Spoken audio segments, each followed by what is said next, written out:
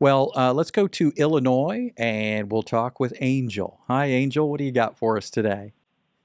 Hey, Andrew, excited about that new book. Sounds interesting and exciting. Yeah, thank you. Yeah, I'm pumped about it. I can't wait for it to come out in 3 weeks.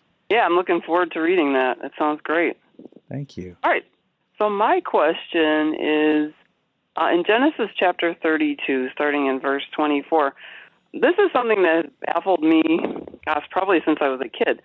The whole situation of Jacob wrestling with God, Hmm.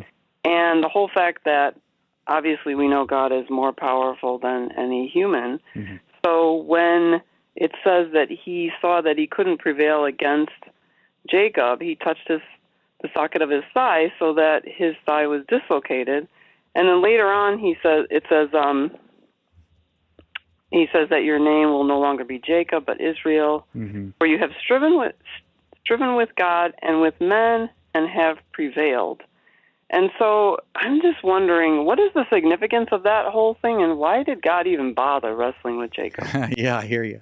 I hear you. Well, that is a good question. I don't know that we've been asked that before, but here we are, Genesis 32, and you're talking about verses 24 to 30. I mean, it's definitely a fascinating passage. There's a lot to contemplate here, and so let's talk about this because does it mean that well, God just had a wrestling match and he lost, and uh-oh, he didn't see that one coming? Well, Jacob is wrestling with this mysterious figure, and it's often, and I think rightly so, understood that it's God or it's an angel, the angel of the Lord. And it says actually this man who was wrestling Jacob could not prevail. And that, I think, at first you could go, gosh, what is God, a weakling? He couldn't send the right angel, or he messed up, or well, it's not really about physical strength, and it's not about God being unable. Basically, I think, just as Jesus emptied himself, God decided he wanted to have this interaction with Jacob through an angel or angel of the Lord or whatever. But it symbolizes the determination of Israel. It symbolizes the perseverance of Israel. And Jacob is sitting here struggling, and he wants blessing, he wants identity. And by the end of the encounter, what happens? Well, Jacob is blessed, and he's given a new name, Israel, which means he struggles with God, or God prevails.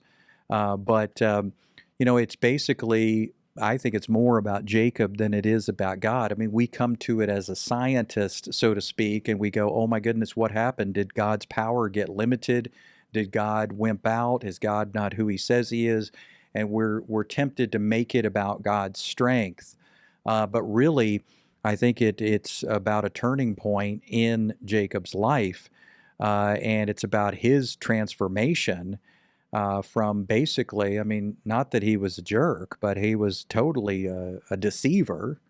And now he's turning on a dime, and he's going to rely on God's blessing.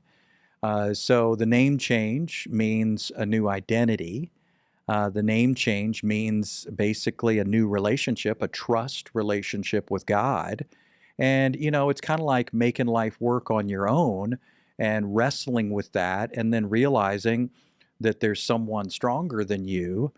And yet God didn't crush him. God didn't crush him. I guess God could have made sure he won that battle, but he just kind of wanted to shake Jacob there into a little reality check. Um, so ultimately, I guess, it's kind of like the coming of Jesus. We see through this that God is willing to engage with us. Even if it's in this wrestling match, he's willing to engage with humanity. And we see the presence of his power, his blessing, and we might struggle with some of that, right? We might wrestle with that concept of God in our lives. We humans, we want to run the show. We want to sing that song, I Did It My Way. Um, and so that struggle is always going to be there, but God's always going to be there. His presence, he's always inviting. We talked this morning, come unto me, all you who are are weak and tired and heavy laden, come unto me and I'll give you rest. So the invitation's always there. The resistance against it is always there. The human versus God struggle is always there. But God never stops inviting. And we find our purpose, we find our identity in Him. And so I think that's why these events took place, and that's why this story is here. It's not about us putting on our scientific glasses and saying, "Oh no, can God make a rock He can't lift? Oh no, can God lose a wrestling match to a human? Oh no, why is God so weak?" I don't think that's the takeaway. Obviously, God is God, and He spoke the universe into existence, but He allowed this interaction to teach us something about identity and purpose and having His blessing and being dependent on Him and trusting Him versus trying to go our own way.